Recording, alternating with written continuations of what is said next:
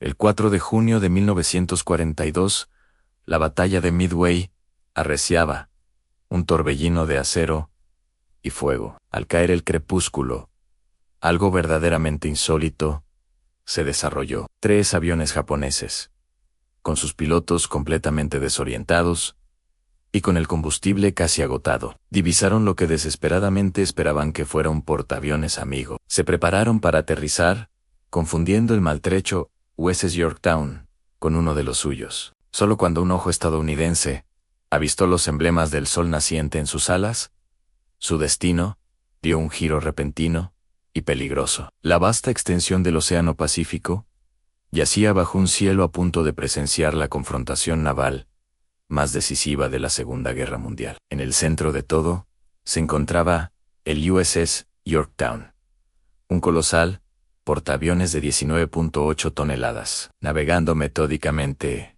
hacia su punto de encuentro.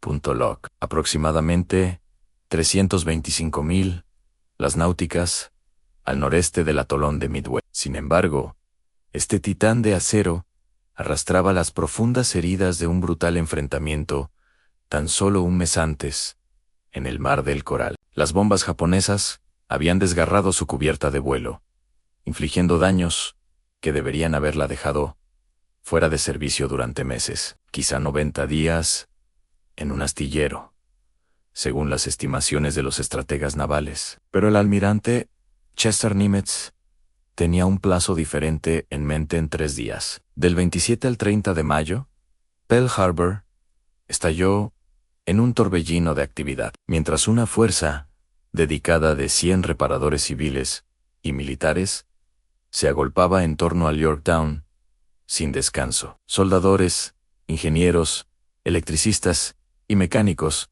se afanaron en turnos implacables, en los que la perfección era un lujo que no podían permitirse y solo importaba la funcionalidad. Placas de acero al rojo vivo fueron remachadas en su lugar, antes incluso de que se enfriaran. Conductos eléctricos serpenteaban por la cubierta, mientras, en lo más profundo del casco, otras cuadrillas luchaban por restaurar sistemas de propulsión vitales. Para el 30 de mayo, apenas 72 horas después de entrar en dique seco, el Yorktown zarpaba de nuevo al mar. Algunas cuadrillas de reparación incluso permanecieron a bordo, martillando en tareas pendientes, mientras el portaaviones se lanzaba de nuevo a las fauces del combate, dejando una pregunta persistente en el aire: ¿sería suficiente? El capitán Elliot Buckmaster comandaba la tripulación de 2.6 efectivos del Yorktown. En su cubierta de vuelo 75 aeronaves, cazas Grumman F-4, F, Wildcat, bombarderos en picado Douglas S.B. de Dauntless y aviones torpederos TB de Devastator estaban listas. Cada piloto y cada marinero comprendía el estado precario de su nave. También comprendían los riesgos monumentales de la batalla en la que se adentraban. Este no era un enfrentamiento más, era probablemente la lucha más importante de sus vidas. Fundamentalmente, la inteligencia naval estadounidense había interceptado y descifrado minuciosamente las comunicaciones japonesas. Conocían el gran plan de la Armada Imperial, un ataque a Midway, encabezado por 4 portaaviones japoneses: el Akagi, el Kaga, el Soryu y el Irion. La flota combinada del almirante Soroku Yamamoto superaba ampliamente a las fuerzas estadounidenses, tanto en número como en potencia de fuego bruta. No obstante, Estados Unidos poseía una ventaja decisiva, y secreta: sabían, con precisión, dónde estaría el enemigo. Las primeras horas del 4 de junio dieron paso al rugido de potentes motores y al agudo olor a combustible de aviación. A las 4:30, las pantallas de radar estadounidenses se iluminaron con los inconfundibles ecos de la primera oleada de aviones japoneses que se dirigían directamente a Midway. La trampa se activó. A las 7:02, los portaaviones estadounidenses desataron su furia. En oleadas sucesivas, 151 aeronaves se abrieron paso con dificultad hacia el cielo. La propia Yorktown lanzó 17 bombarderos en picado, 12 torpederos y 6 cazas de escolta. Fue un magnífico y coordinado despliegue aéreo, pero también una desesperada tirada de dados. Los torpederos, TV de Devastator, llevaron la peor parte del asalto inicial. Volando bajo y lento, se convirtieron en blancos fáciles para los ágiles cazas japoneses. Zero y una tormenta de fuego antiaéreo. De los 41 Devastator que se lanzaron a la refriega esa mañana, solo 6 regresaron, pero su inmenso sacrificio no fue en vano, porque al forzar a los portaaviones japoneses a constantes maniobras evasivas, ganaron un tiempo precioso. Ese tiempo impidió al enemigo lanzar sus propios aviones completamente armados. Entonces llegó el momento que definiría la batalla. A las 10:22 de la mañana, con las cubiertas de los portaaviones japoneses atestadas de aviones, siendo rearmados con bombas para un contraataque. Contra la flota estadounidense, bombarderos en picado, SB de Dauntless estadounidenses, se materializaron desde 20.0 pies de altura. En un aterrador asalto de 6 minutos, 3 portaaviones japoneses, el Akagi, el Kaga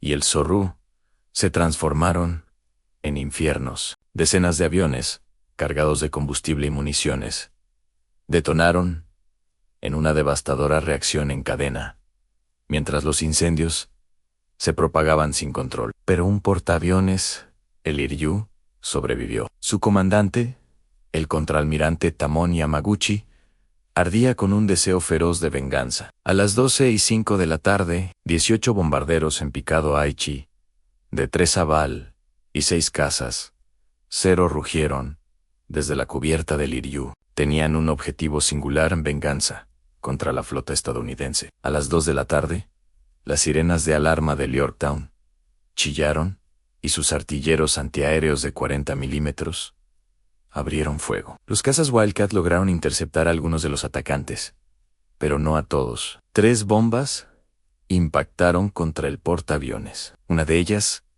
atravesando la cubierta de vuelo para explotar en lo profundo de la sala de calderas. Otra detonó violentamente cerca de la chimenea, matando instantáneamente a varios tripulantes, mientras que una tercera perforó múltiples cubiertas antes de estallar dentro del casco del buque. La Yorktown se detuvo con un estremecimiento, sin energía, sin propulsión, envuelta en un sofocante manto de humo negro. Parecía completamente condenada. Mientras el sol comenzaba su lento descenso hacia el horizonte occidental, la Yorktown no estaba sola en su agonía. A las 2:45 de la tarde, 10 aviones torpederos Nakajima B-5N Kate del Iryu lanzaron un segundo y brutal ataque. 2 torpedos desgarraron el costado de babor del portaaviones. El agua del mar entró a raudales en compartimentos enteros, mientras el Yorktown escoraba precariamente con una inclinación de 26 grados. El capitán Buckmaster, evaluando la grave situación, creía que su barco sucumbiría en cuestión de minutos. A las 3 de la tarde, dio la desgarradora orden de abandonar el barco. Unos 2.2 hombres descendieron por cuerdas y redes a los destructores de escolta que esperaban. Fue una evacuación ordenada y disciplinada,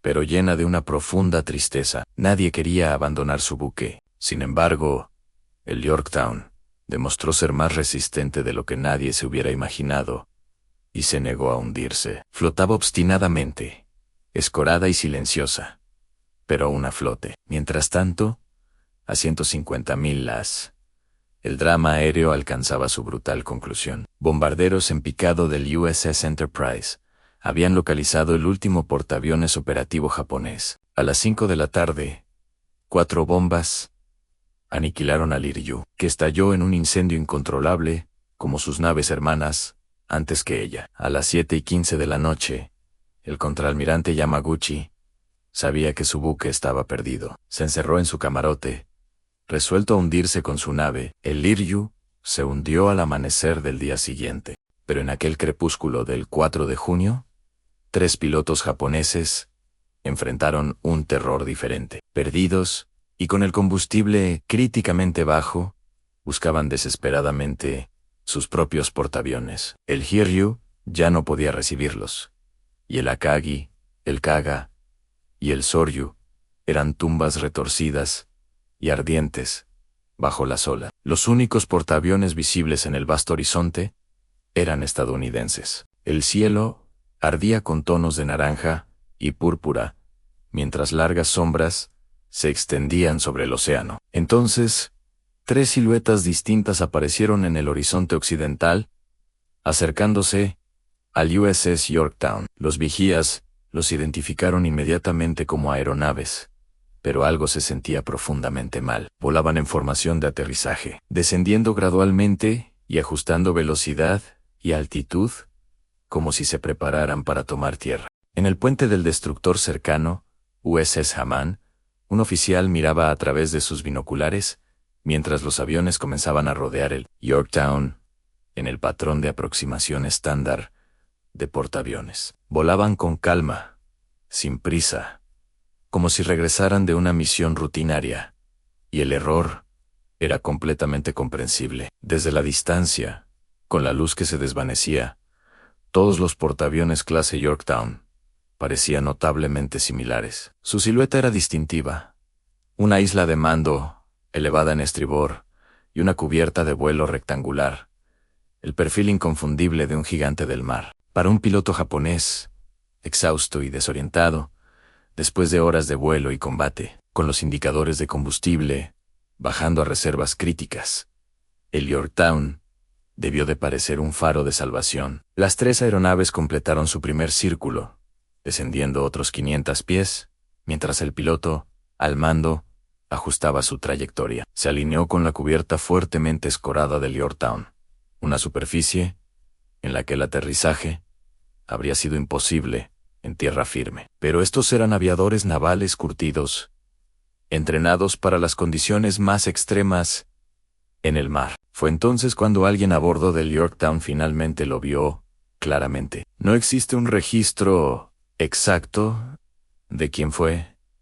Quizá un artillero antiaéreo, un oficial de cubierta, o incluso un marinero solitario que había permanecido a bordo durante la evacuación. Pero alguien vio los inconfundibles círculos rojos en las alas, el Hinemaru, el símbolo del sol naciente de Japón. Una voz, a través del sistema de comunicaciones, rompió el silencio, clara y urgente. Aviones enemigos. Aviones enemigos acercándose por estribor. Las baterías antiaéreas restantes cobraron vida con un rugido mientras los cañones Bofors de 40 milímetros giraban hacia los intrusos, y las ametralladoras Oerlikon de 20 milímetros escupían fuego. Trazadoras rojas y naranjas surcaban el aire crepuscular. El sonido ensordecedor, mientras el tableteo rápido de las ametralladoras se mezclaba con el retumbar más grave de los Bofors y el silbido de las balas que desgarraban la atmósfera. Los pilotos japoneses reaccionaron al instante, dándose cuenta de que su error era ahora palmariamente obvio. No había señales de aterrizaje ni personal de cubierta guiándolos, solo una andanada convergente de fuego antiaéreo. El líder de la formación empujó su palanca de mando hacia adelante, ganando velocidad mientras los 3 aviones rompían su patrón de aterrizaje y ascendían bruscamente, cruzando la proa del Yorktown a menos de 100 metros de altitud. La Haman también abrió fuego, y sus artilleros siguieron los blancos mientras los aviones aceleraban, alejándose de la barrera defensiva. Pero los pilotos japoneses tuvieron un golpe de suerte ese día, y ningún proyectil dio en el blanco. Se desvanecieron en la creciente penumbra del Pacífico, tragados por el este que se oscurecía. Apenas 20 minutos después, volvió a ocurrir. Aparecieron otros 3 aviones japoneses, cometiendo precisamente el mismo error fatal de acercarse, como si fueran a aterrizar, en el portaaviones americano. Esta vez, los artilleros estadounidenses estaban totalmente preparados y en alerta máxima. El fuego fue más preciso y más intenso. Uno de los aviones fue impactado. Humo negro brotó de su motor mientras el aparato se inclinaba violentamente y caía, en espiral, hacia el vasto océano. El amanecer del 5 de junio trajo consigo una sorpresa asombrosa. El Yorktown todavía estaba a flote. Un equipo dedicado de ingenieros y técnicos voluntarios regresó al portaaviones dañado y comenzó un audaz esfuerzo de salvamento. Trabajando con energía frenética, lograron reactivar una sola caldera para que, a las 2 de la tarde del 5 de junio, apenas 24 horas después del devastador ataque de torpedos, el Yorktown estuviera de nuevo en movimiento, avanzando a 5 nudos. Fue un extraordinario testimonio de la ingeniería naval estadounidense y de la pura resolución humana. La brigada de salvamento desplegó bombas para achicar los compartimentos inundados, mientras los soldadores sellaban las brechas y los electricistas reconectaban los circuitos vitales. El Yorktown, una vez más, parecía tener una oportunidad de luchar. Pero el Imperio de Japón no había terminado con el portaaviones maltrecho. El 6 de junio, el submarino japonés